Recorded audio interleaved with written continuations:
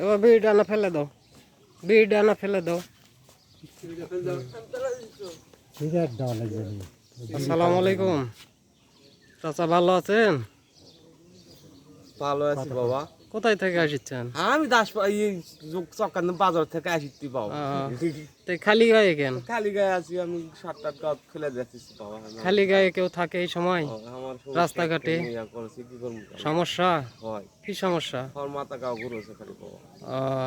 আমি ওই জন্য ঘুমো থেকে উঠে আমি যাবো। তো যাক, আপনার খোঁজ খবরও নিছি। আপনি বলে প্রতিবন্ধী মানুষ? হয়, আমি প্রতিবন্ধী মানুষ। কি প্রতিবন্ধী আপনি?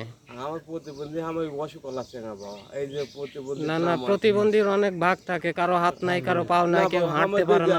আমি টামরাল আছে না, কখন যে পুরো এমন পোলা দেবো না বাবা। আচ্ছা আচ্ছা আমাকে আচ্ছা। আল্লাহ দিয়ে এবার হাঁটাতে তাও ভালো। কি করেন আপনি? এই ডালি ঝাঁকা পুনে খাই। ডালি ঝাঁকা বুনান? তো এই বাঁশ দিয়ে নাকি? বাঁশের বাঁশ কঞ্চির এগুলোর কাজ করি বাবা। এগুলা দিয়ে ডালি ঝাঁকা টোপা এগুলা বানান নাকি? এটা এই রোজগার দিয়ে কি সংসার চলে না? বাবা এই আমি অন্য কাজ কাম করে জমা জমি নাই? জমা জমি বাপ মায়ের আছে, বাপ মায়ের ভিতরে আমি ভিন্ন হয়ে আছে, এখন না দিলে আমি কি করবো? মানে আপনার কিছু নাই? না, আমার কিছু নাই বাবা। মানে আপনার সংসারটা এই ডালি ঝাঁকার উপরই চলে বাবা। তো একটা করে বাঁশ কিনলে কয়টা ডালি ঝাঁকা বানাতে পারেন? একটা বাঁশ কিনলে 3টা হয়, 2টা হয়, এভাবে হয় 4টাও হওয়া যায় ভালো বাঁশ হলে। আচ্ছা, একটা 4টা যদি হয়, একটা ঝাঁকা 4টা ঝাঁকা যদি বানানো হয় একটা বাঁশ দিয়ে, সেই বাঁশ কিনতে কত টাকা লাগে? ওই 100 টাকা লেখা যায়। 100 টাকা লাগে। এতে করেই আপনার সংসার চলছে নাকি? তো এমতো অবস্থায় যদি কেউ আপনাকে মনে করেন যে 5টা বাঁশের টাকা দিল, তাহলে 5টা বাঁশের টাকা দিল মানে তো আপনার 20টা ঝাঁকা হবে। অবশ্যই। কয় টাকা করে বিক্রি করেন? ভাগ্যের বিক্রি বাবা।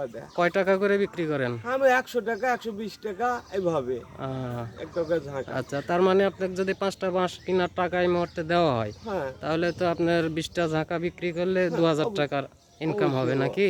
এতে কি আপনার উপকার হবে? অবশ্যই উপকার। এই টাকা কি আপনাকে দিলে আপনি খুশি হবেন? খুশি হবেন তো? হ্যাঁ, খুশি হব। তো আপনাদের এই এলাকায় প্রবাসী হিলফুল ফজুল ফাউন্ডেশন দক্ষিণ দাসপাড়া, এই ফাউন্ডেশনের নাম শুনছেন? হ্যাঁ, নাম আমি তো শুনেছি দাসপাড়া, আর তারপরে জংলাপাড়া, কত না না, ওটার কথা বলিনি, এই যে ফাউন্ডেশনের কথা বলতেছি, প্রবাসী হিলফুল ফজুল ফাউন্ডেশন। এই ফাউন্ডেশনের নাম শুনছেন কি? নাম শুনেছি, খানিক মানুষের নাম করে, আমি কিছু বুঝতে পারি। আচ্ছা, এর আগেও আপনাকে এই ফাউন্ডেশন থেকে অনুদান দেওয়া হয়েছিল তো? হ্যাঁ, দেওয়া হয়েছিল। পেয়েছেন তো নাকি? উপকার হয়েছিল? আজকে যদি 5টা বাঁশ কেনার টাকা দেওয়া হয়, উপকার হবে? অবশ্যই হবে। হ্যাঁ, ধন্যবাদ, আপনার কথা শুনে ভালো লাগলো। তো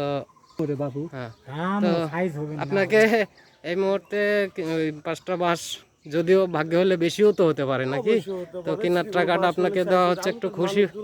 আমি কথা বলি এই টাকাটা নেন, নিয়ে আপনি আপনার ব্যবসা ভালো করে চালান, সংসারের উন্নতি করেন।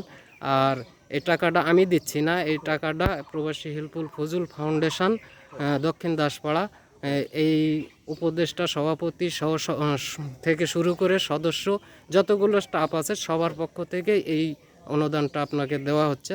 তো নিয়ে খুশি হবেন এবং এই ফাউন্ডেশনের সকলের জন্য দোয়া করবেন। নেন, টাকাটা নেন।